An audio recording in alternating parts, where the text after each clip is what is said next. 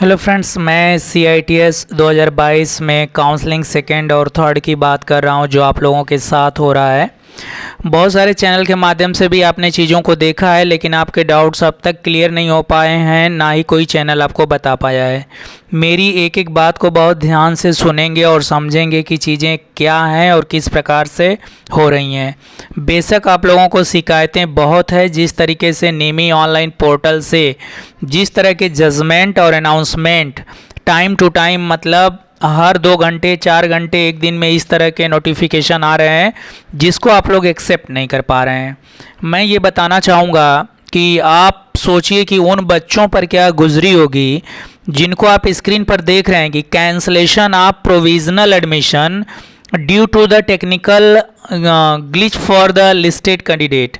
मतलब ये कि टेक्निकल प्रॉब्लम की वजह से प्रोविजनल एडमिशन का जो कैंसलेशन हो गया, मतलब ये कि आपका एक सिंगल डॉक्यूमेंट्स नहीं रहता है तो आपको एडमिशन लेना इतना मुश्किल हो जाता है।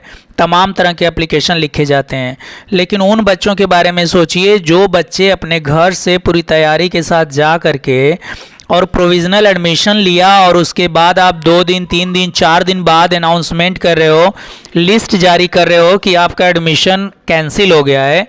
वो बच्चे क्या सोचेंगे, कहाँ जाएंगे, किसके पास जाएंगे।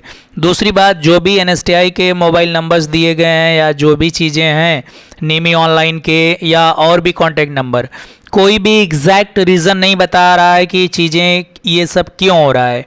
अभी कल कुछ कैंडिडेट के अलॉटमेंट हुआ, काउंसलिंग सेकंड के लिए अलॉटमेंट हुआ, वो घर से निकल भी गए काउंसलिंग के लिए।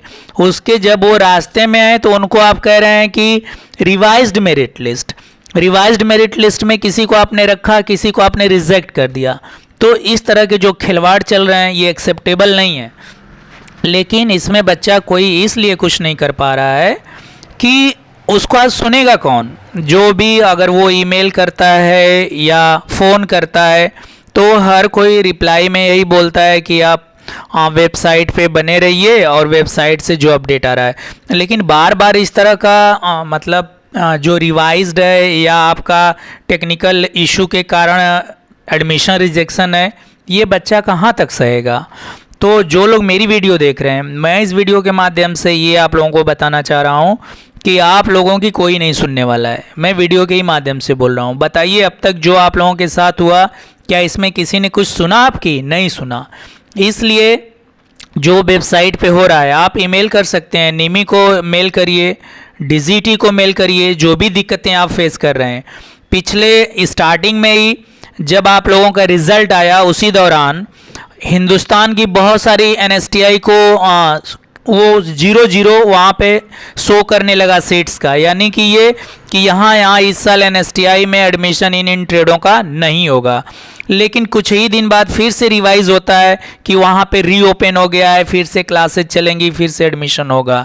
तो बहुत सारी चीज़ें हो रही हैं, लेकिन इस तरह की चीज़ तो कतई नहीं होना चाहिए कि जो बच्चा 1 हफ्ते पहले एडमिशन ले लिया और 1 हफ्ते बाद वो जब तैयारी कर रहा है, टिकट कर लिया है NSTI कॉलेज जाने के लिए, फिजिकल एडमिशन के लिए, और उस टाइम में आप लिस्ट प्रोड्यूस कर रहे हैं कि टेक्निकल इशू के कारण हमने जो आपने एडमिशन लिया था उसको हमने रिजेक्ट कर दिया। तो ये कहीं से भी अच्छी बात नहीं है, कहीं से भी सकारात्मक बात नहीं है।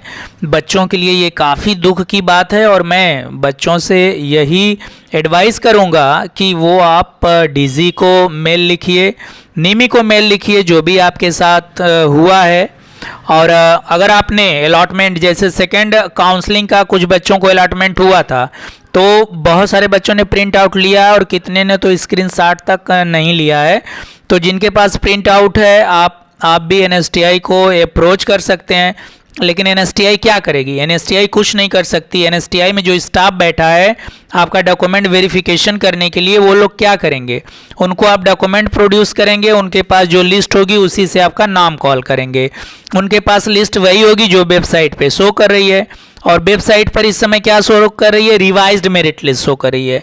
तो रिवाइज्ड मेरिट लिस्ट के अंतर्गत जो बच्चे आएंगे उन्हीं का डॉक्यूमेंट वेरिफिकेशन होगा, उन्हीं का एडमिशन होगा। और पता चलेगा कि फिर 10 दिन के बाद फिर कोई रिवाइज्ड लिस्ट आ गई, फिर cancellation of provisional admission due to the technical glitch फिर से लिख के आ गया डिस्प्ले पर। तो कोई बच्चा क्या करेगा? एक एक पैसा जोड़ करके घर से कैसे कैसे पैसे की व्यवस्था करके, चाहे वो ट्रेन टिकट हो, डॉक्यूमेंट वेरिफिकेशन हो, स्टेशन पर रुकने की बात हो, कैसे कैसे बच्चे अरेंज करके सीआईटीएस में एडमिशन लेने के लिए जाते हैं। सीआईटीएस में एडमिशन लेने के लिए कोई टाटा बिरला के घर से स्टूडेंट नहीं आते हैं, कैंडिडेट नहीं आते हैं। तो वो कैंडिडेट मिडिल क्लास से ही होते हैं या उससे भी नीचे के बच्चे होते हैं जो आईटीआई करके सीआईटीएस की तरफ रुख करते हैं। उनके पास डिप्लोमा या बीटेक करने के लिए इतना फाइनेंशियल वो स्ट्रांग नहीं होते हैं। अदरवाइज तमाम इंस्टीट्यूट हैं प्राइवेट गवर्नमेंट, वो जाके पॉलिटेक्निक और इंजीनियरिंग करते हैं, आईटीआई नहीं करने जाते। 40 रुपये महीने की फीस पर, या एससी एसटी को तो फ्री ऑफ कॉस्ट है। तो ये सारी चीज़ें हैं, बहुत सारी मतलब चीज़ें हैं जो समझना चाहिए। तो ऊपर के लेवल में जो भी ऑफिसर्स बैठे रहते हैं किसी भी चीज़ को लेकर के, इतनी ज़्यादा रिवाइजिंग नहीं होना चाहिए किसी भी चीज़ का, या टेक्निकल इशू लेकर हम एक दिन रिजल्ट लेट देंगे, या जो टाइम बाउंडिंग है, टाइम फ्रेम है, उसको हम बढ़ा लेंगे। जो काउंसलिंग अभी आप आज रिवाइज्ड दे रहे हो, रात में 5 बजे 6 बजे आप रिवाइज मेरिट लिस्ट दे रहे हैं काउंसलिंग की, बच्चा सफ़र में है और अगले दिन यानी कि अगले दिन लास्ट डेट है, जो बच्चे को दूर से जाना है, एनएसटीआई दूर से जाना है, यानी कि उसका सिलेक्शन हुआ भी रहेगा। जब रिवाइज देंगे तो कुछ का रहेगा, कुछ का नहीं रहेगा। तो जिसका नहीं रहेगा वो भागेगा, और भागेगा टाइम से नहीं पहुंचेगा, तो आप कहेंगे कि लेट हो गया, आपका एडमिशन नहीं हो पाएगा। तो एक तो इंडिया लेवल पे इंस्टीट्यूट है ना, पूरे इंडिया लेवल पे है, दूरी बहुत ज़्यादा है एनएसटीआई की। बच्चे ग्रामीण एरिया वाले जो हैं उनको तो शहर में ही आने में 2 घंटे 3 घंटे लग जाते हैं। तो ये चीज़ कौन सोचेगा? डिस्प्ले करने के लिए तो कोई भी बात बनी, फट से डिस्प्ले कर दिए, लेकिन फिजिकली प्रैक्टिकली वो बच्चा वहाँ पहुँचेगा कैसे? ये सब भी थोड़ा सोचना चाहिए। तो जो टाइमिंग फ्रेमिंग है, चाहे काउंसलिंग की फ्रेमिंग हो, डॉक्यूमेंट वेरिफिकेशन की फ्रेमिंग हो, या फिजिकल एडमिशन की फ्रेमिंग हो, मिनिमम तो 1 वीक या 4 डेज इस तरह का टाइम होना ही होना चाहिए। अब आप 3 तारीख को 2 तारीख को शाम को रिजल्ट डिस्प्ले करते हैं, 3 को लास्ट डेट करते हैं। घर में तो एनएसटीआई है नहीं किसी के, अपने ब्लॉक या तहसील या जिले में तो है नहीं कि सारे बच्चे गए और अपना करा लिए एक ही दिन में काम खत्म हो गया। उनको ट्रेन पकड़ना पड़ता है, बस पकड़ना पड़ता है, कभी कभी एक स्टेट से दूसरे स्टेट में सफ़र करने पड़ते हैं। यानी हुआ सिलेक्शन भी दूरी की वजह से या टाइम कम देने की वजह से एडमिशन नहीं हो पाया। तो तमाम ऐसी चीज़ें हैं जिस पर लोगों का ध्यान जाना चाहिए।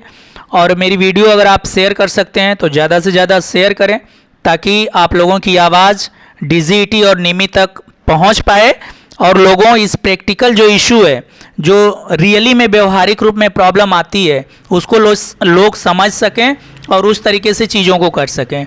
जैसा कि आप डिस्प्ले पर भी यहाँ पे देख पा रहे हैं कि 5 सितंबर और 6 सितंबर को वॉक इन एडमिशन है, और 5 से एकेडमिक सेशन शुरू हो रहा है। तो 5 और 6 को एडमिशन है। अभी 3rd लिस्ट भी आनी है, 2nd लिस्ट का आज वेरिफिकेशन का लास्ट डेट है। तो मतलब इतना कम टाइम में कैसे चीज़ों को कर पाएंगे? अब बच्चा भागते फिरेगा, ट्रेन मिलेगी नहीं मिलेगा, टिकट मिलेगा नहीं मिलेगा। अच्छा, एग्जैक्ट डेट आप देते भी नहीं है। कोई एग्जैक्ट डेट दे दें कि इतने तारीख को रिजल्ट आएगा, तो उस तारीख को रिजल्ट आ गया, तो उस हिसाब से बच्चे अपना टिकटिंग भी कर सकते हैं, अपना प्लान भी कर सकते हैं। लेकिन ये भी चीज़ न तो निमी की तरफ से होती है, न तो डीजीटी की तरफ से होती है। अगर दोनों लोगों का कोलैबोरेशन है तो एक लोग एक दूसरे को सपोर्ट करें और जो डेट डिस्प्ले करें। आप 2 दिन लेट डिस्प्ले करिए, 2 दिन लेट रिजल्ट दीजिए, 2 दिन लेट काउंसलिंग कराइए, लेकिन टाइम थोड़ा बढ़ा के दीजिए। टाइम इसलिए मैं बढ़ा के देने के लिए रिक्वेस्ट कर रहा हूं बच्चों की तरफ से कि जो दूरी है, जो डिस्टेंस है एनएसटीआईज के, वो स्टेट टू स्टेट बहुत ज़्यादा है और इंडिया लेवल पर लोगों को आना जाना है।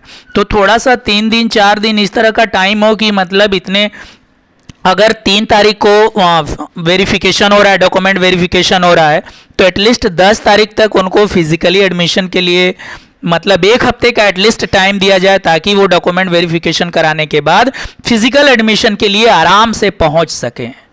तो यह एक संदेश था आप सभी के लिए, जो रियली में व्यवहारिकतन प्रॉब्लम आ रही है आप सभी को। तो सभी को wish you all the best. जिन लोगों का सिलेक्शन हुआ है, जिनका नहीं हुआ है, ईश्वर से कामना करते हैं कि जब 3rd लिस्ट आए तो उसमें आप लोगों का नाम हो। Thank you so much for watching.